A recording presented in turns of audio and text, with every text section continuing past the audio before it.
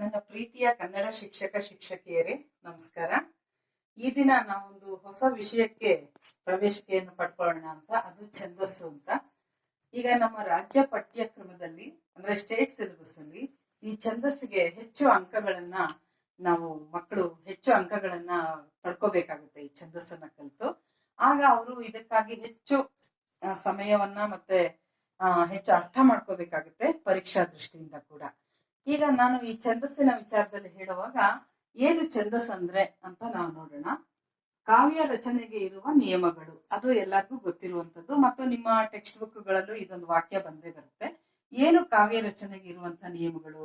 ಹೀಗೆ ನಾವು ವಿದ್ಯಾರ್ಥಿಗಳಿಗೆ ಒಂದು ವಾಕ್ಯದಲ್ಲಿ ಹೇಳಿದ್ರೆ ಅವ್ರಿಗೆ ಏನು ಅಷ್ಟು ಮಜಾ ಅನ್ಸಲ್ಲ, ಖುಷಿ ಅನ್ಸಲ್ಲ, ನೆನ್ಪಿಟ್ಕೊಳ್ತಾರೆ ಅನ್ಸಲ್ಲ. ಅದಕ್ಕೆ ನಾವು ವಿವರಣೆ ಕೊಡ್ತಾ ಅವ್ರಿಗೆ ಯಾವುದೇ ಒಂದು ಆಟಗಳಲ್ಲಿ, ಮಕ್ಕಳಿಗೆ ಆಟ ಅಂದ್ರೆ ಇಷ್ಟ ಅಲ್ವಾ, ಹಾಗೆ ಆಟಗಳಲ್ಲಿ ಅದು ಕ್ರಿಕೆಟ್ ಆಗಿರ್ಬೋದು, ಅಥವಾ ಕಬಡ್ಡಿ ಆಗಿರ್ಬೋದು, ಅಥವಾ ಇಂಡೋರ್ ಗೇಮ್ಸ್ ಆದಂತದ್ದು ಒಂದು ಚೆಸ್ ಆಗಿರ್ಬೋದು, ಕೇರಂ ಆಗಿರ್ಬೋದು, ಯಾವುದೇ ಮಕ್ಕಳಿಗೆ ಇಷ್ಟವಾದ ಆಟಗಳನ್ನ ನೀವು ಕೇಳಿ, ಅದಕ್ಕೆ ಅಂತ ಕೆಲವು ನಿಯಮಗಳಿರುತ್ತೆ. ಅದನ್ನ ಅವರು ಕಲೀಲೇಬೇಕು. ಆಟವನ್ನ ಆಡುವಾಗ ಅದನ್ನು ಬಳಸಿನೇ ಅವರು ಆಟ ಆಡ್ಬೇಕು. ಆ ತರ ಈ ಕಾವ್ಯಗಳನ್ನ, ಪದ್ಯಗಳನ್ನ ರಚಿಸುವುದಕ್ಕೆ ಅಂತ ಕೆಲವು ನಿಯಮಗಳನ್ನ ಇಟ್ಟಿರುವಂತಹ ಒಂದು ವಿಧಗಳಿವೆ. ಅದು ಈ ಛಂದಸ್ಸು ಅಂತ ಹೇಳ್ತಾರೆ. ಅದರಲ್ಲಿ ಇದು ಮೊದಲನೆಯ ನಾಗವರ್ಮ ಚಂದೋಂಬುದಿ ಎನ್ನುವ ಒಂದು ಗ್ರಂಥದಲ್ಲಿ ಈ ಒಂದು ನಿಯಮಗಳನ್ನ ಹೇಳಿದ್ದಾರೆ. ಅದನ್ನ ಅಲ್ಲಿಂದ ಮುಂದಿನ ಎಲ್ಲಾ ಕವಿಗಳು ಅದನ್ನ ಅನುಸರಿಸ್ತಾ ಬಂದಿದ್ದಾರೆ ಅಂತ. ಅದರಿಂದ ಈ ಕಾವ್ಯಗಳನ್ನ ಮತ್ತು ಇಂತಹ ಒಂದು ನಿಯಮಬದ್ಧವಾಗಿ ಬರೆಯುವಂತ ಕಾವ್ಯ ಏನಿದೆ, ಅದನ್ನ ಬರೆಯುವ ಕವಿಗಳಿಗೆ ಸಾಹಿತ್ಯದಲ್ಲಿ ಹೆಚ್ಚಿನ ಸ್ಥಾನಮಾನವನ್ನ ಕೊಟ್ಟಿರೋದು ಒಂದ್ ರೀತಿಯಲ್ಲಿ ಸರಿ ಅಂತಾನೆ ನಾವು ಭಾವಿಸ್ಬೇಕಾಗುತ್ತೆ. ಯಾಕೆಂದ್ರೆ ಗದ್ಯ ರೂಪದಲ್ಲಿ ನಾವು ಏನು ಬರೆಯುವಾಗ್ಲೂ ನಮ್ಗೆ ಒಂದು ಸ್ವಾತಂತ್ರ್ಯ ಇರುತ್ತೆ. ಮನಸೋ ಇಚ್ಛೆ ಪದಗಳನ್ನ ಯಾವ ರೀತಿ ಬೇಕಾದ್ರೂ ಬಳಸ್ಕೊಂಡು ಒಂದು ವ್ಯಾಕರಣಬದ್ಧವಾಗಿ ಬರೆದ್ರೆ ಸಾಕು. ಆದ್ರೆ ಕಾವ್ಯಗಳನ್ನು ಬರೆಯುವಾಗ ಹಾಗಲ್ಲ, ಅನೇಕ ನಿಯಮಗಳಿದೆ ಮತ್ತು ಅದು ತುಂಬಾ ಆಸಕ್ತಿದಾಯಕ.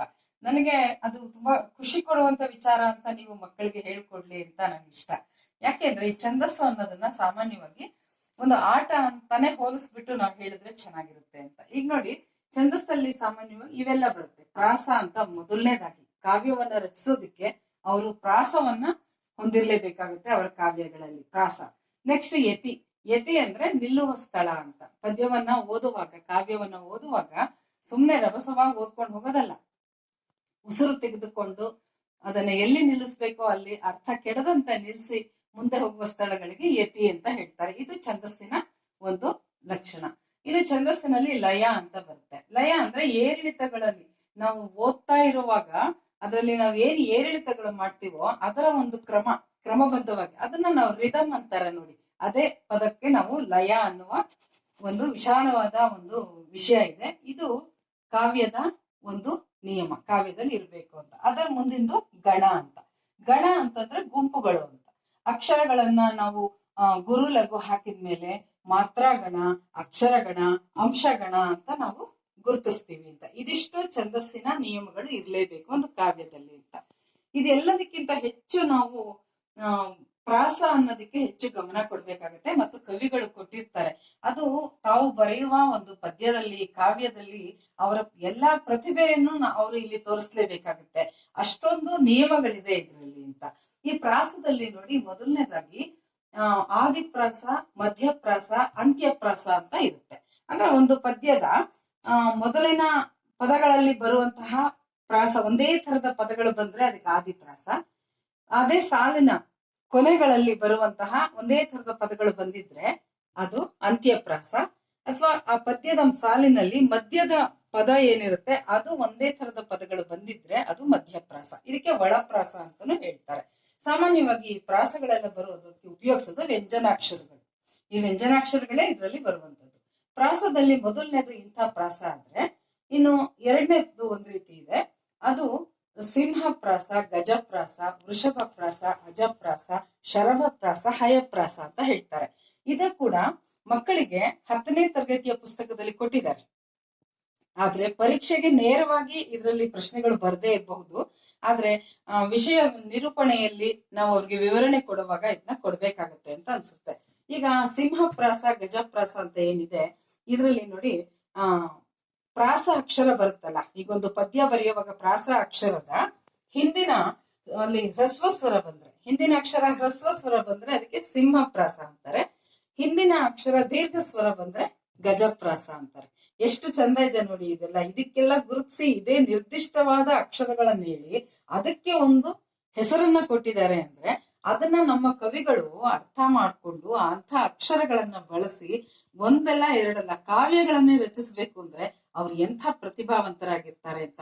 ಅದಕ್ಕೆ ಎಲ್ಲಾ ರೀತಿಯ ಬರಹಗಾರರನ್ನ ನಾವು ಗಣನೆಗೆ ತಗೊಂಡ್ರು ಕವಿಗಳಿಗೆ ಮೊದಲ ಸ್ಥಾನ ಯಾಕೆ ಕೊಡ್ತಾರೆ ಅಂದ್ರೆ ಒಂದು ಭಾಷೆಯ ಬೆಳವಣಿಗೆ ಆಗ್ಲಿ ಅಥವಾ ಅವ್ರ ಪ್ರತಿಭೆಯ ಗುಣಮಟ್ಟದಲ್ಲಾಗ್ಲಿ ನೋಡಿದ್ರೆ ಈ ಎಲ್ಲವನ್ನು ಅನುಸರಿಸೋದ್ರಿಂದ ಅಂತ ನಾವು ಧಾರಾಳವಾಗಿ ಹೇಳ್ಬೋದು. ಇನ್ನು ಇದು ಇನ್ನೂ ಪ್ರಾರಂಭ.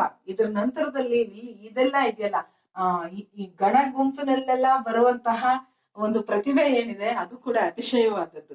ಇಲ್ಲಿ ನಾವು ಮುಂದೆ ಗಮನಿಸಿದ್ರೆ ವೃಷಭ ಪ್ರಾಸ ಅಂತಾರೆ. ಇದು ಪ್ರಾಸ ಅಕ್ಷರದ ಹಿಂದೆ ಒಂದು ಸೊನ್ನೆ ಬಂದ್ರೆ ಅದು ಬಂದ್ರೆ ಅದಕ್ಕೆ ಅನುಸ್ವರ ಬಂದ್ರೆ ವೃಷಭ ಪ್ರಾಸ ಅಂತಾರೆ. ಪ್ರಾಸಾಕ್ಷರದ ಹಿಂದೆ ವಿಸರ್ಗ ಬಂದ್ರೆ ಅಜಪ್ರಾಸ ಅಂತಾರೆ. ಹಾಗೇನೆ ಈ ಪ್ರಾಸಾಕ್ಷರ ಇದೆಯಲ್ಲ ಇದಕ್ಕೆ ಹಿಂದೆ ಅನ್ನಕ್ಕಿಂತ ಪ್ರಾಸಾಕ್ಷರವೇ ಒಂದು ವಿಜಾತಿ ಒತ್ತಕ್ಷರವಾಗಿದ್ರೆ ಅದಕ್ಕೆ ಶರಭ ಪ್ರಾಸ. ಪ್ರಾಸಾಕ್ಷರದಲ್ಲಿ ಸಜಾತಿ ಒತ್ತಕ್ಷರ ಆಗಿದ್ರೆ ಹಯಪ್ರಾಸ. ಎಷ್ಟು ಚಂದ ಇದೆ ಇದು ಅಂದ್ರೆ ಎಷ್ಟೊಂದು ನಿಯಮಬದ್ಧವಾಗಿದೆ ನೋಡಿ. ಇದನ್ನ ನಾವು ಮಕ್ಕಳಿಗೆ ಅದನ್ನ ತಲುಪಿಸ್ಬೇಕು ಅಂತ ನನ್ಗೆ ಇಷ್ಟ. ಆಮೇಲೆ ಇದಕ್ ನೋಡಿ ಉದಾಹರಣೆಗೆ ನಾವು ಇಲ್ಲಿ ನೋಡ್ತಾ ಇಲ್ಲಿ ಈ ಆದಿ ಮಧ್ಯ ಅಂತ್ಯ ಪ್ರಾಸಗಳು ಮತ್ತು ಈ ಯತಿ ನಿಲ್ಲುವ ಇದೆಲ್ಲ ಏನಿದೆ ಅದನ್ನ ಸುಮ್ನೆ ಮಕ್ಕಳಿಗೆ ಗೊತ್ತಿರುವಂತಹ ಹಾಡುಗಳ ಉದಾಹರಣೆಯಲ್ಲೇ ನೋಡೋದೇ ಆದ್ರೆ ನಾವು ಈಗ ನೋಡಿ ಜನ ಗಣ ಮನ ಅಧಿನಾಯಕ ಜಯ ಹೇ ಇದನ್ನ ಪದ್ಯ ರೂಪದಲ್ಲಾದ್ರೂ ಹೇಳಿ ಹಾಗೆ ಓದಿದ್ರು ಸಹ ಇಲ್ಲಿ ನಾವು ಸ್ವಲ್ಪ ಜಾಗ ಕೊಟ್ಟು ನಿಲ್ಸಿ ಮುಂದೆ ಹೋಗ್ತೀವಲ್ಲ ಅದು ಯತಿ. ಆಮೇಲೆ ಅದಕ್ಕೆ ನೋಡಿ ಜೈ ಭಾರತ ಜನನೀಯ ತನುಜಾತೆ ಮಾತೆ ಇದು ಅಂತ್ಯಪ್ರಾಸ ಆಗುತ್ತೆ. ಆಮೇಲಿಂದ ನಾಡೆ ಬೀಡೆ ಇದು ಅಂತ್ಯಪ್ರಾಸ. ಇನ್ನು ಅದರಲ್ಲೇ ಆದಿಪ್ರಾಸನು ಬರುತ್ತೆ. ಅದು ಜಯ ಹೇ ಜಯ ಜಯ ಜಯ ಇದು ಬರುತ್ತೆ ನೋಡಿ, ಇದು ಆದಿಪ್ರಾಸ. ಇಂತಹ ಒಂದು ಪದ್ಯದಲ್ಲಿ ಮಧ್ಯದ ಪದಗಳು ಒಂದೇ ತರಹದ ಪದಗಳು ಬಂದ್ರೆ ಅದಕ್ಕೆ ಮಧ್ಯಪ್ರಾಸ ಅಂತಾರೆ ಅಂತ ಅವ್ರಿಗೆ ಗೊತ್ತಿರುವ ಹಾಡಿನ ಉದಾಹರಣೆಗಳನ್ನ ಕೊಡಬಹುದು. ಇನ್ನು ಅದೇ ತರಹ ವೃತ್ಯಾನುಪ್ರಾಸ ಛೇಕಾನುಪ್ರಾಸ ಅಂತ ಇದೆ ಅಂತ. ಅದಕ್ಕೆ ಮೊದಲು ನಾನು ಹೇಳ್ತೀನಿ ಈ ತರ ನೀವು ಚಟುವಟಿಕೆಯನ್ನ ಮಕ್ಕಳಿಗೆ ಹೇಗ್ ಮಾಡಿಸ್ಬೋದು ಅಂತಂದ್ರೆ ನೋಡಿ ಪ್ರಾಸದ ವಿಚಾರ. ಇಲ್ಲಿ ಸಿಂಹ, ಗಜ, ವೃಷಭ, ಅಜ, ಶರಭ, ಹಯ ಈ ರೀತಿಯ ಬರ್ಸ್ಬಿಟ್ಟು ಅದ್ ಯಾವ ಅಕ್ಷರ ಬಂದ್ರೆ ಅಂತ ಹ್ರಸ್ವಾಕ್ಷರ ದೀರ್ಘ ಸ್ವರಾಕ್ಷರ ಇದೆಯಲ್ಲ ಅದನ್ನು ಬರ್ಸ್ಬಿಟ್ಟು ಪ್ರಾಸ ಅಕ್ಷರದ ಹಿಂದೆ ಈ ಅಕ್ಷರ ಬಂದ್ರೆ ಅನ್ನೋ ವಿಚಾರನು ಹೇಳಿ ಮಕ್ಕಳ ಟೆಕ್ಸ್ಟ್ ಬುಕ್ ನಲ್ಲಿ ಬರುವಂತಹ ಪದ್ಯಗಳು ಇದೆಲ್ಲ ನೋಡಿ 8ನೇ ತರಗತಿಯಲ್ಲಿ ಬರುವಂತಹ ರಾಮಧಾನ್ಯ ಚರಿತೆ ಇದರಲ್ಲಿ ಅರಸುಗಳು ನಾವೆಲ್ಲ ಈ ಸಾಲಿನ ಮುಂದೆ ಇದೆ, ನಾನು ಪ್ರಥಮದ್ ಮಾತ್ರ ಬರ್ದಿದ್ದೀನಿ. ಅರಸುಗಳು ನಾವೆಲ್ಲ ಸುರರು ನೆರೆದಿಹ ನರರು ಕರೆಸುವೆವು ಈ ತರ ಈ ಎಲ್ಲಾ ಅಕ್ಷರಗಳು ಏನಿದೆ ಇದು ಪ್ರಾಸ ಅಕ್ಷರದ ಹಿಂದಿನ ಇದು ಹ್ರಸ್ವಾಕ್ಷರ. ಇಲ್ಲೆಲ್ಲ ಪ್ರಾಸ ಅಕ್ಷರ ಇಲ್ಲಿ ರಾ ಇದೆ, ಅದರ ಹಿಂದಿನ ಅಕ್ಷರ ಹ್ರಸ್ವಾಕ್ಷರ ಬಂದಿದೆ. ಇದು ಸಿಂಹ ಪ್ರಾಸಕ್ಕೆ ಒಂದು ಉದಾಹರಣೆಯಾಗಿ ಬರುತ್ತೆ ಕನಕದಾಸರು ಬರೆದಿರುವಂತಹ ಈ ಕಾವ್ಯದಲ್ಲಿ. ಇನ್ನು ಗಜಪ್ರಾಸಕ್ಕೂ ಸಹ ಕನಕದಾಸರು ಬರೆದಿರುವ ರಾಮಧಾನ್ಯ ಚರಿತೆಯಲ್ಲಿ ಈ ಪದ್ಯ ಇದೆ ನೋಡಿ. ಏನೆಲ್ಲವೋ ನೆಕ್ಸ್ಟ್ ಮಾನನೆ ದಾನವ ಅಂತಕ ಜಾನಕಿ ಹೀನ ಈ ಪದಗಳಲ್ಲಿ ಎರಡನೇ ಇದೆಯಲ್ಲ ನಾ ಅಕ್ಷರ ಇದೆಯಲ್ಲ ಈ ನಾ ಅಕ್ಷರದ ಇದು ಪ್ರಾಸಾಕ್ಷರ, ಅದರ ಹಿಂದಿನ ಅಕ್ಷರ ದೀರ್ಘ ಸ್ವರ ಬಂದಿದೆ ನೋಡಿ. ಇದು ಕನಕದಾಸರು ಬರೆದಿರುವ 8ನೇ ಕ್ಲಾಸಿನ ಪದ್ಯ. ನಾನು ಹೇಳ್ತಾ ಇರೋದು ಮಕ್ಕಳಿಗೆ 8, 9, 10ನೇ ತರಗತಿಯ ವಿದ್ಯಾರ್ಥಿಗಳಿಗೆ ಇದು ಮಾಡೋದ್ರಿಂದ ಅವರ ತರಗತಿಯ ಪುಸ್ತಕದಲ್ಲೇ ಇರುವ ಪದ್ಯಗಳನ್ನ ಆರಿಸಿ ಈ ವಿಭಾಗದಲ್ಲಿ ನಾವು ಬರೆದು ತೋರಿಸಿದ್ರೆ ಅಥವಾ ಮಕ್ಕಳಿಗೆ ಇದನ್ನ ಒಂದು ಪ್ರಾಜೆಕ್ಟ್ ಮಾಡೋ ತರ ಕೊಟ್ರೆ ಯಾಕೆ ಅವ್ರಿಗೆ ಅರ್ಥ ಆಗಲ್ಲ ಅಥವಾ ಯಾಕೆ ನೆನ್ಪಿಟ್ಕೊಳ್ಳಲ್ಲ ಅದು ನನ್ಗೆ ಅನ್ಸೋದು. ಅದರಿಂದ ಈಗ ನೋಡಿ ವೃಷಭ ಪ್ರಾಸ 0 ಅನುಸ್ವರ ಬರುವಂತದ್ದು. ಇಲ್ಲಿ ನಿನ್ನ ಮುತ್ತಿನ ಸತ್ತಿಗೆ ಏನಿತ್ತು ಸಲಹು 9ನೇ ತರಗತಿಯ ಒಂದು ಪದ್ಯ. ಅದರಲ್ಲಿ ದ ಅನ್ನೋ ಅಕ್ಷರ ನೋಡಿ ಇದು ಪ್ರಾಸಾಕ್ಷರ, ಅದರ ಹಿಂದೆ ಪ್ರತಿ ಅಕ್ಷರದ ಹಿಂದೆ 0ನೇ ಬಂದಿದೆ ಈ 6 ಸಾಲಿನ ಪದ್ಯದಲ್ಲಿ. ಇದು ರಾಘವಾಂಕ ಬರೆದಿರುವಂತಹ ಕೃತಿ. ಈ ತರ ನಾವು ಮಕ್ಕಳಿಗೆ ತೋರಿಸ್ಬೋದು. ಇನ್ನು ವಿಸರ್ಗನು ಬಂದಿರುತ್ತೆ, ಆದ್ರೆ 8ರಿಂದ 10ನೇ ತರಗತಿಯ ಪುಸ್ತಕದಲ್ಲಿ ಅಂತ ಪದ್ಯ ಇಲ್ಲ. ನೀವು ಬೇರೆ ಯಾವ್ದಾದ್ರು ಒಂದು ಪದ್ಯವನ್ನ ಉದಾಹರಣೆ ಕೊಡಬಹುದು. ಇನ್ನು ವಿಜಾತಿ ಒತ್ತಕ್ಷರ ಸಜಾತಿ ಒತ್ತಕ್ಷರ ಬರುವಂತಹ ಶರಭ ಪ್ರಾಸ ಹಯಪ್ರಾಸಕ್ಕೆ ನೋಡಿ 10ನೇ ತರಗತಿಯ ಈ ಪದ್ಯ ಏನಿದೆ ಇದರಲ್ಲಿ ವೀರಲವ ಅಂತ ಅದರಲ್ಲಿ ನೋಡಿ, ಈ ಅದೇ ಅಕ್ಷರನೇ ಪ್ರಾಸಾಕ್ಷರ ಅಂತಂದ್ರೆ ಅಕ್ಷರವೇ ಈ ರೀತಿ ಬರುತ್ತೆ, ಹಿಂದಿನ ಅಕ್ಷರ ಬರಬೇಕಾಗಿಲ್ಲ. ಲಾಗೆ ಗಾವತ್ತು ಲ್ಗ, ಬಲ್ಗಯ್ಯ, ಸೊಲ್ಗೇಳಿ, ನಲ್ಗುದರೆ, ಪುಲ್ಗಳ, ವಲ್ಗೆ, ಬೀಳ್ಗೊಂಡು ಇವೆಲ್ಲ ಒಂದೇ ಅಕ್ಷರ ಬಂದಿದೆ ನೋಡಿ. ಇದೆಲ್ಲ ವಿಜಾತಿ ಒತ್ತಕ್ಷರ, ಹಾಗಾಗಿ ಇದು ಶರಭ. ಅವ್ರಿಗೆ ಉದಾಹರಣೆ ತೋರ್ಸೋದಕ್ಕೆ ತುಂಬಾ ಚೆನ್ನಾಗಿದೆ. ನೆಕ್ಸ್ಟ್ ಹಯ, ಸಜಾತಿ ಒತ್ತಕ್ಷರ. ಅದು ಕೂಡ 10ನೇ ತರಗತಿಯ ವೀರಲವ ಪದ್ಯ, ಲಕ್ಷ್ಮೀಶ ಕವಿ ಬರೆದಿರುವಂತದ್ದು ವೀರಲವ ಪದ್ಯದಲ್ಲಿ ಬರುತ್ತೆ. ಎತ್ತಣ, ತೊತ್ತಳ, ಪೊತ್ತು, ಮತ್ತೆ, ನುತ್ತ, ನೆತ್ತಿ. ನೋಡಿ, ತಾ ಒತ್ತಕ್ಷರ ಸಜಾತಿ ಒತ್ತಕ್ಷರ ಇರುವಂತಹ ಅಕ್ಷರ ಪ್ರಾಸಪದವಾಗಿ ಬಂದಿದೆ. ಇದನ್ನ ಮಕ್ಕಳಿಗೆ ನಾವು ಅರ್ಥ ಆಗುವಾಗ ತೋರ್ಸೋದು ಮತ್ತು ಚಟುವಟಿಕೆಯಾಗಿ ಕೊಡಬಹುದು, ಅವ್ರಿಗೆ ಅರ್ಥ ಆಗುತ್ತೆ ಅಂತ ನನ್ಗೆ ಅನ್ಸುತ್ತೆ. ಹಾಗೆ ಅದ್ರ ಮುಂದೆ ಈ ಪ್ರಾಸದಲ್ಲಿ 1, 2 ಆಯ್ತು. ಈಗ 3ನೇದು ವೃತ್ಯನುಪ್ರಾಸ, ಛೇಖಾನುಪ್ರಾಸ ಅಂತ ಇದೆ. ಇವೆಲ್ಲ ಒಂದು ಸಂಪತ್ತು ಅಂತ, ಭಾಷೆಯ ಒಂದು ಸಂಪತ್ತು, ಇದರ ಒಂದು ಸಮೃದ್ಧತೆಯನ್ನ ತೋರಿಸುವಂತಹ ವಿಚಾರಗಳು. ಇದು ಯಾವ ಪರೀಕ್ಷೆಗೆ 1 ಅಂಕದ ಪ್ರಶ್ನೆ ಆಗಿರ್ಬೋದು, ಇಲ್ಲದೆ ಇರ್ಬೋದು. ಮಕ್ಕಳಿಗೆ ಈ ಒಂದು ತಿಳಿಸೋದಕ್ಕೆ ಉದಾಹರಣೆಯಾಗಿ ನೋಡಿ, ವೃತ್ಯನುಪ್ರಾಸ 1 ಅಥವಾ 2 ವ್ಯಂಜನಾಕ್ಷರಗಳು ಆ ಇಡೀ ಸಾಲಿನಲ್ಲಿ, ಆ ಪದ್ಯದ ಸಾಲಿನಲ್ಲಿ ಪುನರಾವರ್ತನೆ ಆಗ್ತಾ ಇದ್ರೆ ಅದಕ್ಕೆ ವೃತ್ಯನುಪ್ರಾಸ ಅಂತ ಹೇಳ್ತಾರೆ. ಛೇಖಾನುಪ್ರಾಸ ಅಂದ್ರೆ ಒಂದೊಂದು ಸಾಲಿನಲ್ಲಿ ಅಥವಾ ಆ ಪದ್ಯದಲ್ಲಿ 2 ವ್ಯಂಜನಾಕ್ಷರಗಳು ಪುನರಾವರ್ತನೆ ಆಗ್ತಾ ಇದ್ರೆ ಅದಕ್ಕೆ ಛೇಖಾನುಪ್ರಾಸ ಅಂತಾರೆ. ಇವೆಲ್ಲ ಎಷ್ಟು ಚಂದ, ಮತ್ತೆ ಕವಿಗಳು ಇದನ್ನ ಅನುಸರಿಸಿನೇ ಪದ್ಯಗಳನ್ನ ಎಲ್ಲ ಬರ್ದಿದ್ದಾರೆ ಅಂದ್ರೆ ಅವ್ರು ಎಷ್ಟು ಮಟ್ಟಿನ ಪ್ರತಿಭಾವಂತರಾಗಿರ್ಬೋದು ಅಂತ ನಾವು ಅರ್ಥ ಮಾಡ್ಕೊಳ್ಬಹುದು. ಈಗ ನೋಡಿ, ವೃತ್ಯಾನುಪ್ರಾಸಕ್ಕೆ ಉದಾಹರಣೆ: ಎಳಗಿಳಿಗಳ ಬಳಗಗಳು ನಳನಳಿಸಿ ಬೆಳೆದ ಕಳವೆಯ ಎಳೆಯ ಕಾಳಿಗೆ ಎಳಸಿ ಬಂದವು.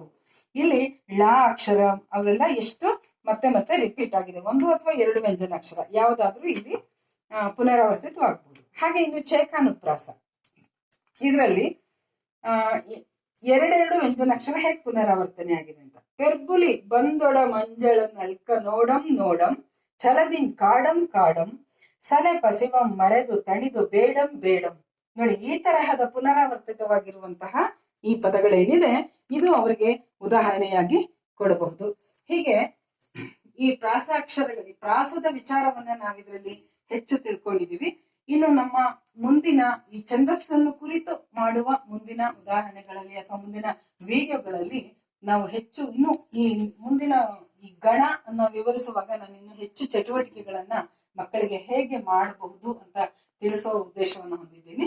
ದಯವಿಟ್ಟು ಇದೆಲ್ಲವನ್ನು ಮಕ್ಕಳಿಗೆ ಒಂದು ಖುಷಿಯಾಗಿ ಆಟದ ತರಹ ನೀವು ಅವರಿಗೆ ತಲುಪಿಸಿ ಅನ್ನೋ ಬೇಡಿಕೆಯೊಂದಿಗೆ ನಮಸ್ಕಾರ.